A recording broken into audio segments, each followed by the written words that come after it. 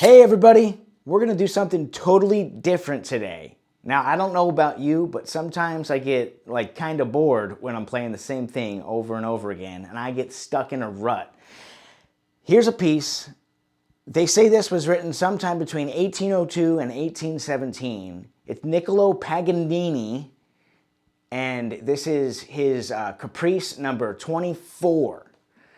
And it was originally composed on a violin, but it has since made its way into the world of the classical guitar, and it sounds totally awesome on the classical guitar.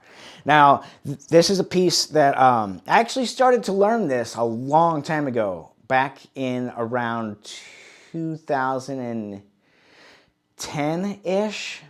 Yeah, it would have been like 2010. And I got about halfway through it. Not in the style of the classical guitar, where you are plucking a bass note and then playing all those arpeggios and other things as well, where it's more complicated. I picked up a book of only that piece. It was strictly just that one piece, and I started to work my way through it. But it was supposed to be like transcribed for an electric guitar. So I learned it that way. And it gets really, really hard. However, as an arpeggio exercise, if you take this snippet from this piece, it's something that I like to use as an exercise or just something to break out of the same old, same old. So let's check this out. And also, if you're interested in learning things more in depth, you can check out my Patreon page, where I go over all kinds of stuff about where everything that I play on my channel, where it all comes from, so that you don't have to be I say either a copycat or a parrot. You hear someone or see someone play something, and then you parrot it back, and you may be able to parrot it back very well. However, all in the meantime, up here, you still aren't understanding why you're playing what you're playing. I was there for a long time, and it's very frustrating. At least it was for me. I'm the kind of person who has to understand where things come from, why things work the way they do, and then I'm way more comfortable in whatever it is in life that I'm doing. Anyway, let's check out this guitar lesson, because this is a cool one. And you can totally be flashy with this. It kind of reminds me of something that you'd see Brian Setzer do, because I've seen him play the Flight of the Bumblebee. So we're going to check this out. Let's do it. Niccolo Paganini, Caprice number 24. Now, this is in the key of A minor.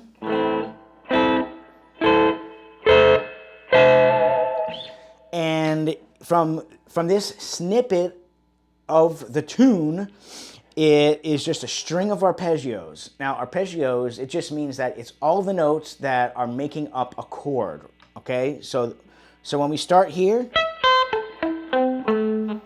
that's all of the tones of an A minor chord.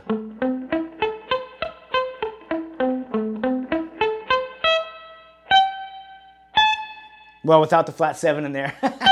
I'm so used to putting that flat 7 in. Okay. I had to break out of being so serious. All right, here we go. That's A minor.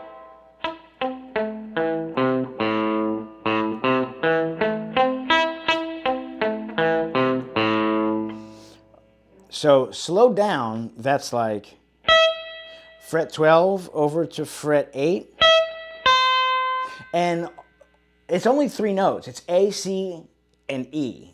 A, C, E. I mean, it starts on our E.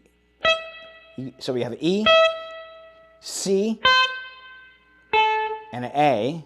Then we have an E, C, and an A. So it's a 2-octave arpeggio. And then it goes to an E major.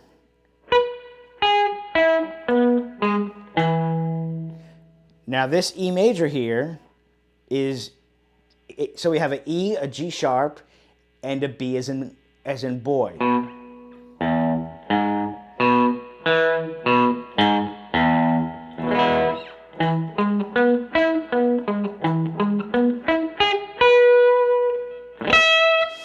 And how we play it is we start on our B, and it's like a G chord, right? Like if I was to put a capo on fret number 9 here, if I put a capo there and I played a G chord starting on fret 12, it would be the same thing. Like here's my capo.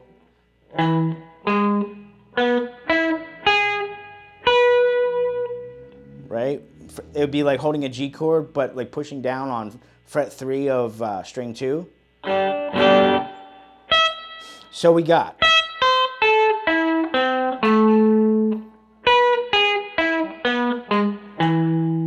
And that is 12, 9, 12, same string, string 2, and we have a 9, 9, 9, an 11, and a 12.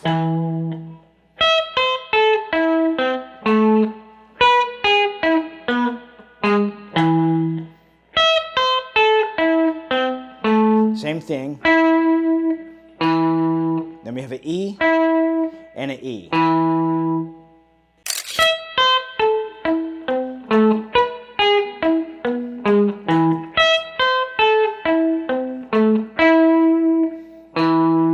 And then repeat that.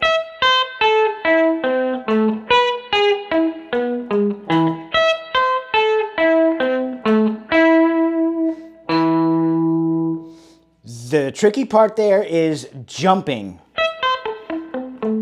Jumping with your pinky.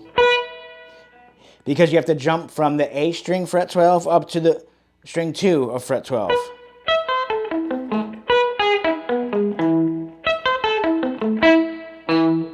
And then after you play that twice, then you go up to here.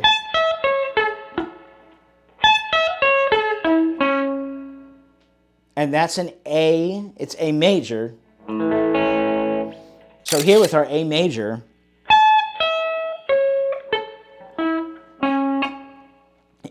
so we end right there on our C sharp. If you end the whole arpeggio, you'd end on the A.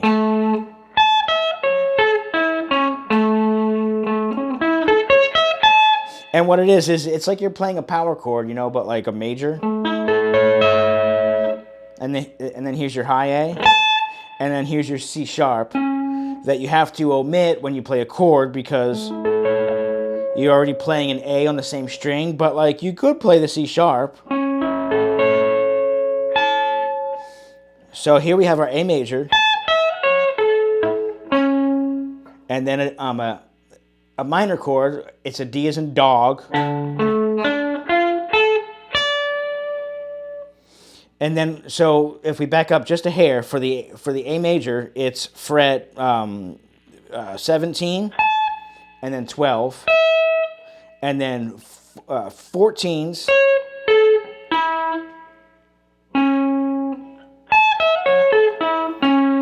and you end on fret 16, that C sharp.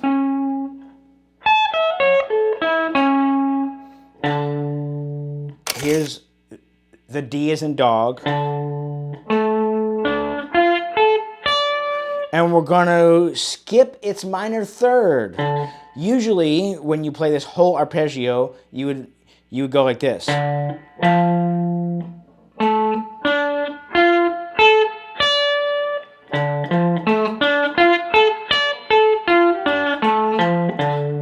We're going to skip that, skip the F, because it has to be squeezed into a time constraint of our measure, right? So we got...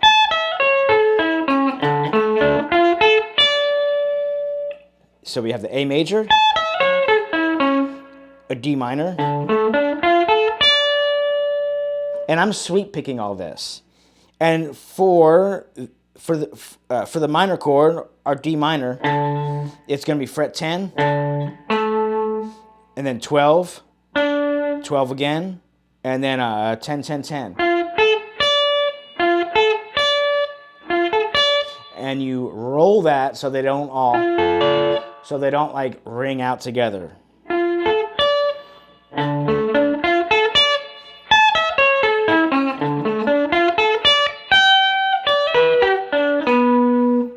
That's a G major.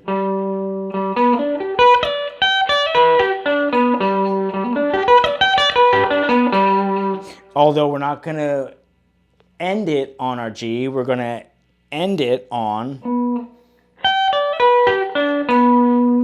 a B as in boy. And then we go to our C major. Same thing with C major. We're going to skip our major third. Usually you'd play it like this.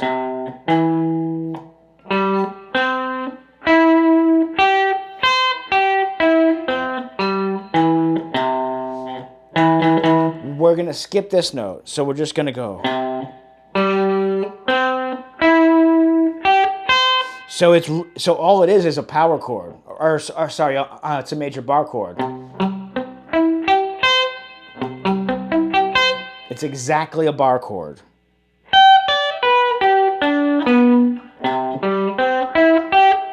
So you know that.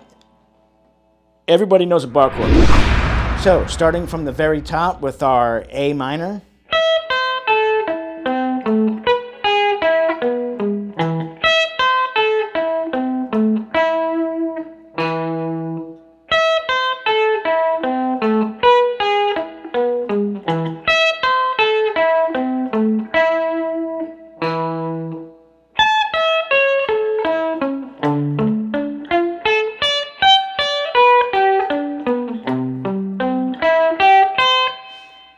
We ended there. Then we go.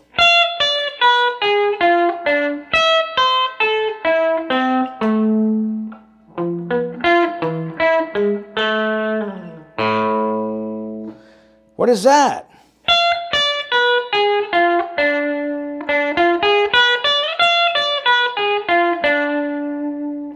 It's a diminished chord. Oh, a fully diminished arpeggio. And then just an A minor from the very beginning.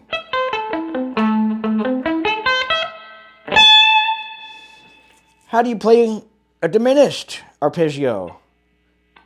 3 frets at a time. So it's starting on the F, and we just go down 3 frets. 1, 2, 3, 1, 2, 3. 1, 2, 3, 1, 2, 3. And look, we ended on an F too. Although, we are not going to just play it on one string, so we need to accommodate that by altering our fingering.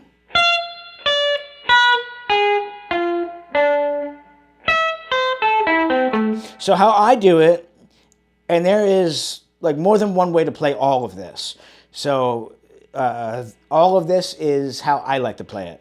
So what I do is I start on fret 13 of our high E string, the F, and I go to a D as in dog, fret 10, fret 7, same string.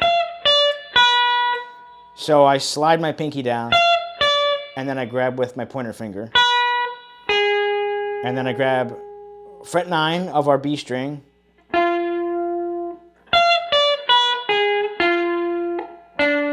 and then fret 7 of our G string as well. So 1 note on string 2, and then 2 notes on string 3. It'd be fret 10 and 7.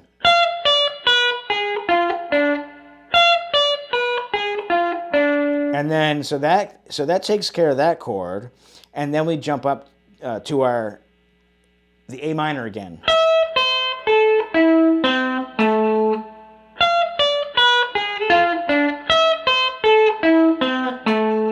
And then we just do, it's like a closing lick.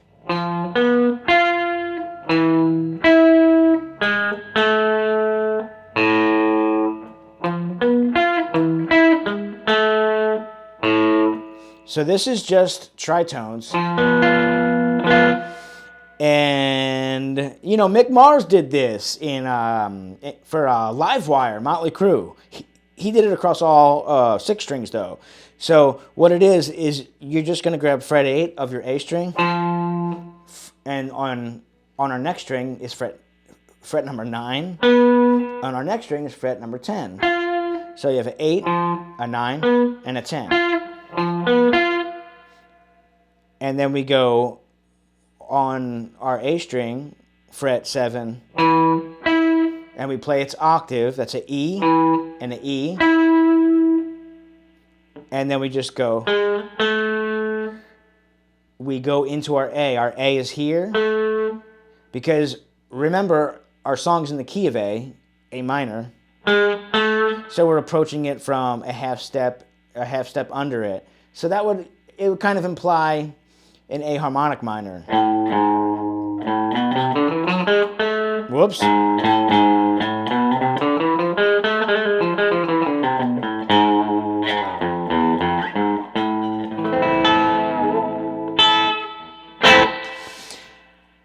What Mick Mars did in Motley Crue is he did... It's a trick that heavy metal guys like to do sometimes. And I guess, I mean, shoot, like you could... I'm sure that you could accommodate that or work that into like a jazz song too. Sounds kind of jazzy.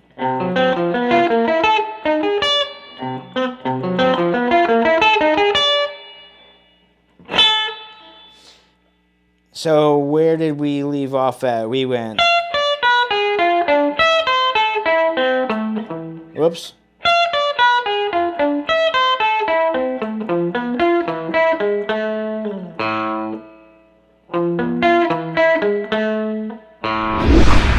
All right, well, now that you got it, why don't you try to play along? We'll play slow. Let's go.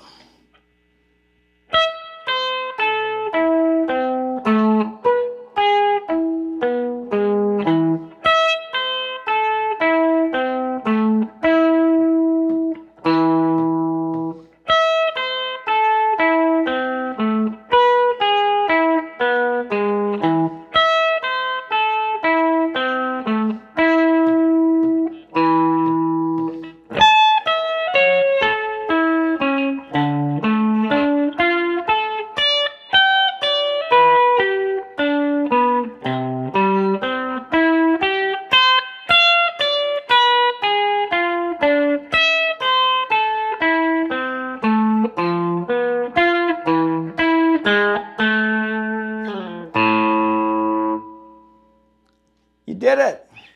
Hey, I got through it too without screwing it up.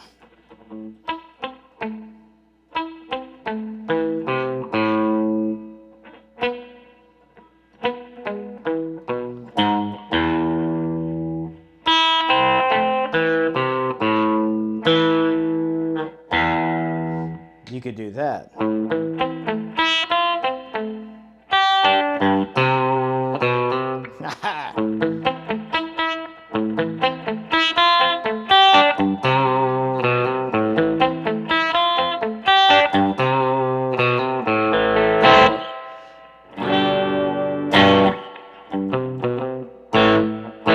Okay, so here's some other ways that you could like rearrange the fingering of this. For the opening, you don't have to play it like this. You can play it like this. Like here's an A minor. You could go. So that takes care of your A minor. It's like thinking about an A minor chord, like a minor chord like this. Then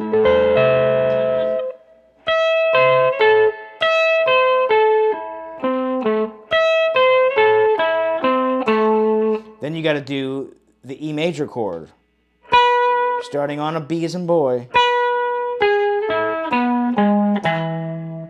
right?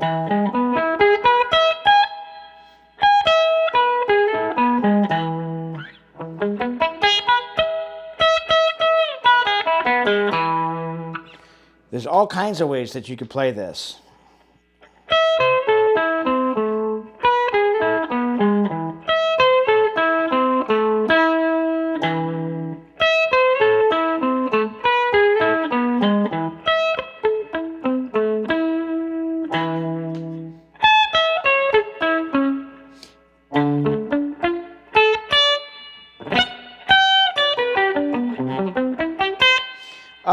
For those, you probably couldn't, let's see, for the G, here we go.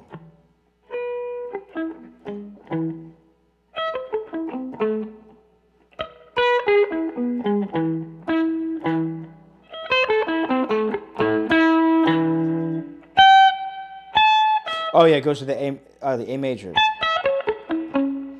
That's really the only way that you could on a guitar like this. If you had like a guitar with like 24 frets, you could go up higher and play a shape.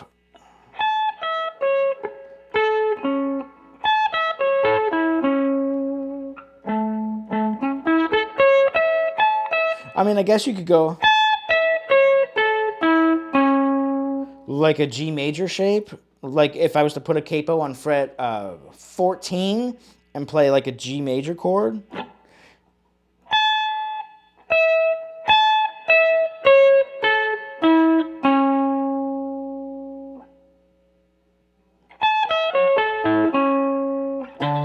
And then you go to a D. But we don't want this D.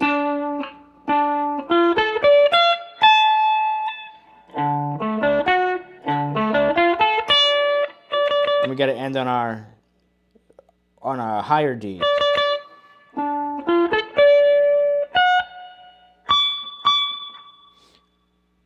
Yeah, that's no good. I mean, like, theoretically, you could, but you wouldn't want to because you'd be going way too high. So,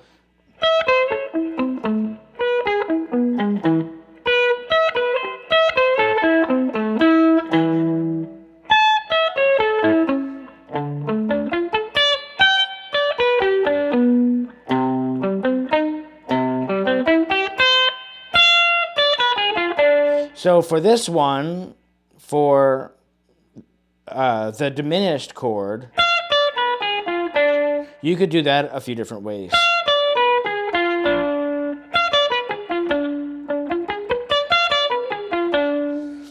You could,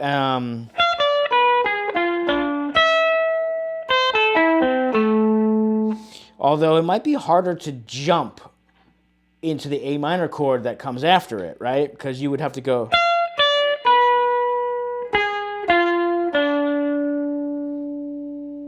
And then you'd have to jump up to fret 12 of the high E.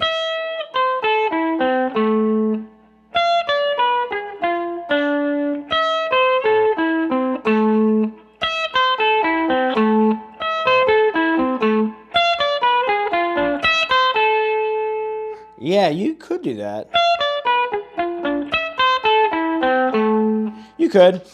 It just depends what's easier for you because it's all the same notes, right? So what I'm doing for the diminished one is string 1, 13 to 10, string 2, fret 12. On our G string is fret 13, and then we go down the fret 10, and then on our next string is fret 12 for the D string. 13, 10, 12, 13, 10, 12.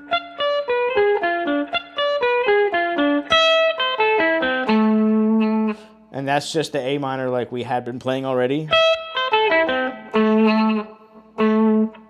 And then we go. And we already covered that.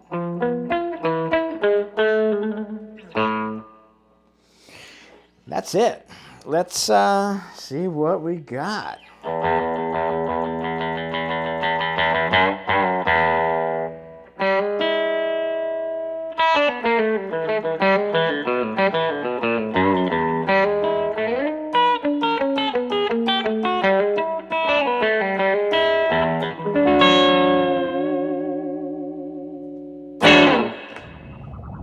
Now, I don't really see myself playing this as a whole piece, so you may ask yourself, what is the significance of learning something like this?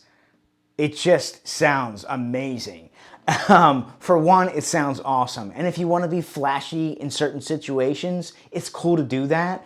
Like I said, it kind of reminds me of something that you'd see Brian Setzer do in like a live situation. I saw him do the Flight of the Bumblebee, and man, I know there's other ones. I can't think of what they are, but there's quite a few, like a good handful of snippets of pieces like this from the Baroque and like the classical era that I've learned over the years. A couple whole pieces, but like for all the other ones, it's mostly snippets. And then I used to know about half of this piece, which is an amazing piece, by the way. Starts off like this. Now, I haven't played this in forever, so I was playing this for like 2 seconds earlier today, so here it goes.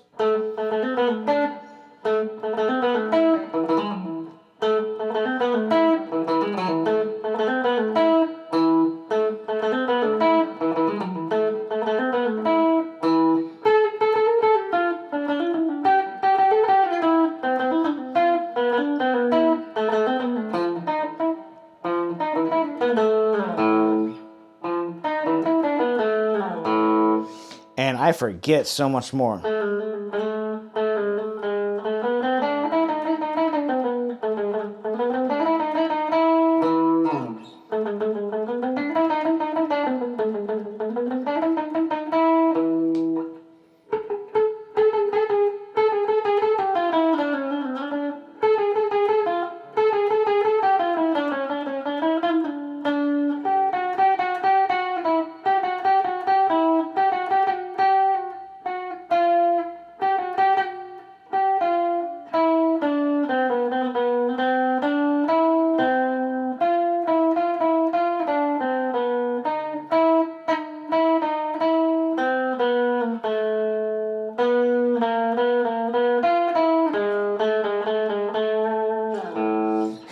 That part I haven't played in at least a decade. But yeah, I used to know so much of that. But, you know, if you look up on YouTube, you will see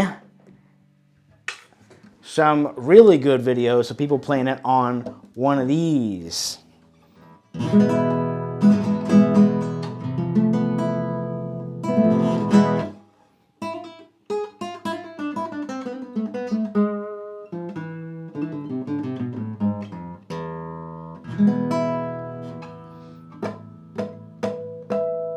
Oh yeah, I got to get those harmonics because the body joins the neck at the 12th fret. Yeah, okay, because there's no dots. There's no dots. So yeah, and I don't have any of that technique.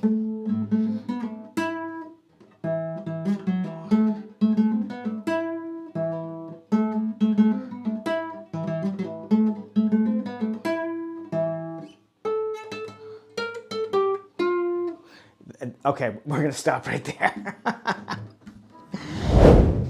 I found the book. I still have it. I thought I gave this to a friend a long time ago, but I still have the book. Check this out. Niccolo Paganini. It's Caprice number 24, and it is obviously, it's transcribed for the electric guitar. Look at this on the inside. Okay, watch this, watch this. So it breaks it all down into, oh yeah, I forgot to mention. So it starts off with our theme, and then it has variation 1, 2, 3, 4, 5, 6, 7, 8, 9, 10, and 11. and then the finale at the end, which is just like all these crazy arpeggios. But look at this. This is like, it's like so 1991, 89 maybe. He's playing a hammer. But check this out. I love this book. I paid like 20 bucks for this thing. And look at this. It comes in standard notation and also the tablature. So that's why some of the fingerings that I use are not exactly like the book, because, you know, it also has standard notation. So you can like look at the notes and say, oh, okay, it's going to be an E here, a C sharp there. So, but it's really cool because it starts off with your main theme, that fly in here. Yeah,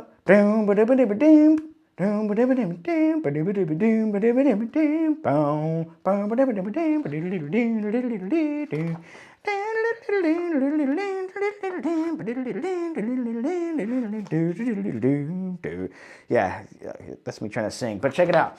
In every section here, it like, as you're playing these lines and arpeggios, it's showing you, it's outlining the chords that correlate, right? So, and like here, like here's our F diminished 7. We played that F diminished 7. Remember when we went to fret 13 of our high E string? That was our F diminished 7. And look, it's got some 3-part harmony here. It's got some double stops that skip around in octaves. It looks like, okay. Oh, so this is the thing all the way through, if you want to play the piece all the way through, right? And then it breaks it down. Here's your main theme, or the head, the motif, right? And then variation 1. So what it does is, the chord structure is the same the whole way through, right? And then it's a prime example of how to solo over chords, because he gives all of those variations but the same chords, right? So it's like all these varying different ideas of like what to do over those chords, how to solo over those chords. So you have variation 1, 2, 3, on and on and on and on and on. And what we played is just one of those variations. But if you pull up the actual whole song on YouTube, I would suggest a classical guitar version of it. You'll see what I'm talking about. Like, you'll understand what I'm talking about, where you can hear the chords that all of those variations are implying. It's really cool. So anyway, with that, I'm going to close this out, and I'll see you guys next time. And until then, you just keep on picking.